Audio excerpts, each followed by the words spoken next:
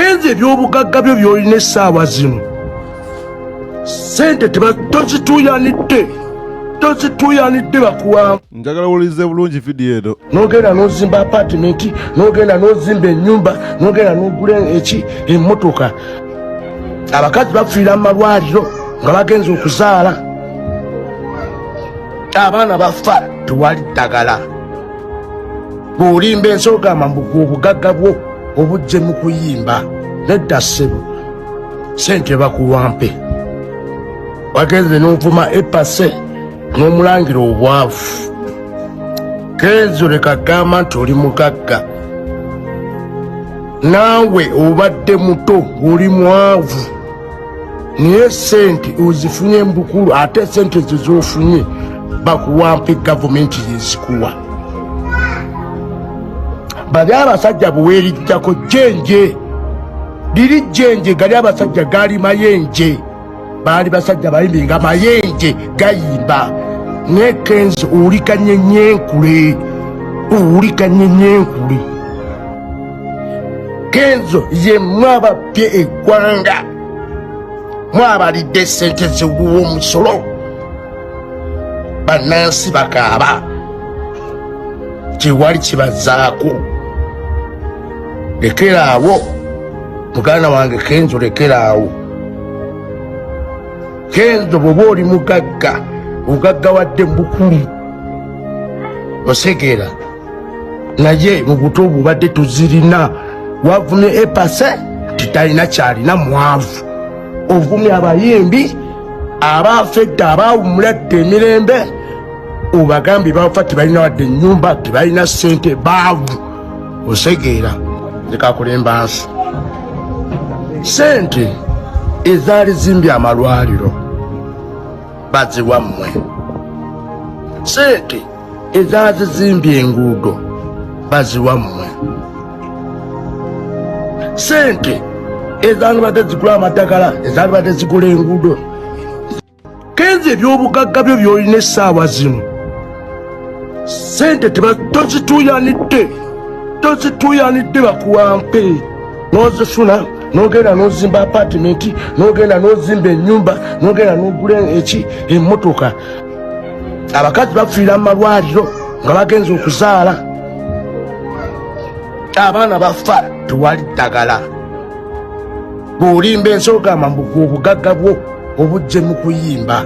Nedda ssebo sente bakuwampe. Wagenze n'ovuma epase n'omulangira obwavu. Kenzo leka gamba nti oli mugagga. Naawe obadde muto oli mwavu. Naye sente ozifunye mbukulu ate sente zizoofunye bakuwampe gavumenti yezikuwa. Bali abasajja buweerijjako jjenje. Liri jjenje gali abasajja gaali mayenje. Baali basajja bayimbi nga mayenje gayimba. Ne Kenzo oli kanyenyenkule.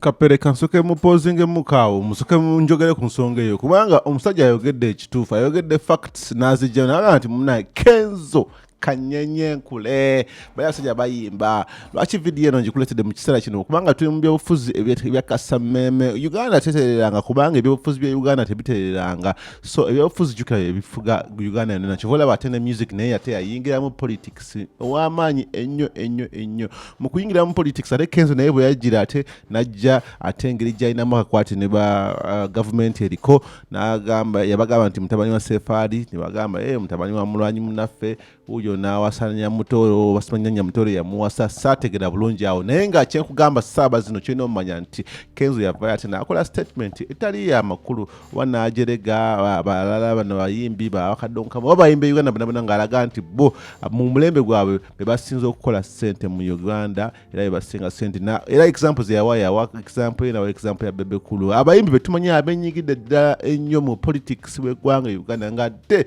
yalaga nti ekibafudde bali oba sente gye bazijje mu kuyimba ku kacuka ate kaffe tulaba nti mulimu ne politics awedde emirimu mu bulamu bwabwe so ng'agamba nti bo sente ze balina boogera n'osakira ku nnyumba zaabwe emmotoka ze bavuga biki bebasingira ddala naye ng'ate boogenda ku minzaani entuufu n'opimapimamu ddala omuntu akoze sente zino nga zijja mu pure music nga teri kirala kimwaniridde abamulalamu era abawanjawulo naye nga Kenzo mwabo tebataliimu kubanga Kenzo azze alina engambo nyingi ezimuyitinganako awo mu nkubo nga bagamba ate Kenzo ate ali ebisiike ate Kenzo awadde okuzifuna yamala kukola bwati ne bwati ate Kenzo bingi bamwogeddeko naye ate eno kati right now kitwerabirako nga Kenzo politics wa Uganda ate naye yamuwamba n'amutwala nga Nyamutoro alinga mukyala we ate naye minisita mu gavumenti ya Museveni ate nga wakumwanjo nga kye kimuyisawo kimuwa paasi n'abanga ate mu gavumenti ya Museveni Yoweri Kaguta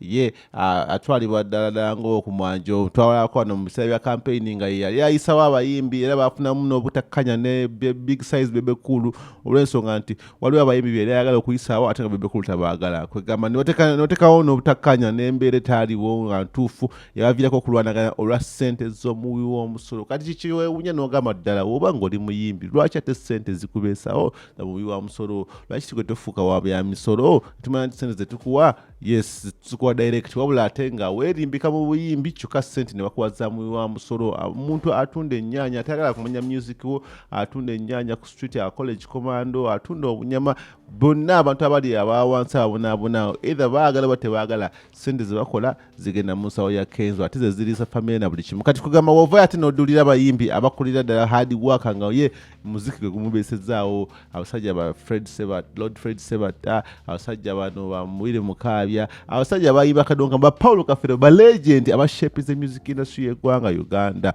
ba Eri Wamala bavayo n'okola n'oluyimba nga luye musiyimbi wadda naye wakola oluyimba n'oluddamu ate abantu ne bagamba nedda that was the worst remake of ever done kwegamba nga balaga nti yes wadde weeyita muyimbi first of all Kenzo munange ebintu byagaana tukkirize just oli muyimbi wa gavumenti nti kyekikuyisiza okubeerawo sawa zino ndifuna kasente kati Kapere avuddeyo n'ayogera ebisongovu naye ate nga tayogera mu bukyayi wabula nga ayogera mu mazima gwe naawe awuliza vidiyo eno baagiraba saawa zino mbuulira gwe kikyolowooza wabula nga nze nyinza okugamba ekituufu nti Kapere talina bulimba bwayogedde Kapere ayogera amazima gokka wadde yesu omulabanga Kapere wabula naye ate alina point ensajja zino yes ng'ate Kenzo simanyi kyogenda kwogera wadde oyinza gamba nti omusinga ssente wabula nga ssente si yesinga buli kimu ssente si yesinga obwongo so obanga ne ssente nga tulina bwongo era ssente yo tekuyamba nnyo ng'oyo alina obwongo ng'alina akasente akatono akasobola omumuyamba so mu byonna bye twogera munange dignity is first so toddaawo ate n'olowooza nti lwakuba abantu bagenda kuwa ssente bakuggyeko obwongo bwo otandike okwogera ebintu ebyekisiru oba ebigenda okunyiiza abantu oba ebigenda okukyankalanya obulamu bwo ne future ojjukira Kenzo naawe olina abaana bo balikula batya nga taata waabwe wabasimira omusingi omukyamu nga guno era kijakuba kibaafectinga era nga kibayisa obi okugenda mu maaso mu bulamu bwabwe wabula nga yeeyo embeera muganda wange egenda mu maaso mu ggwanga Kapere akandudde omuliro naye gwe alaba ku vidiyo eno njagala nterewo comment omumbuulire Kapere olowooza byayogera bituufu oba si bituufu olowooza alina point oba talina point webale nnyo okubanga weekumire ku Director Van Crush sigalako wano nkuweereza ebisingawo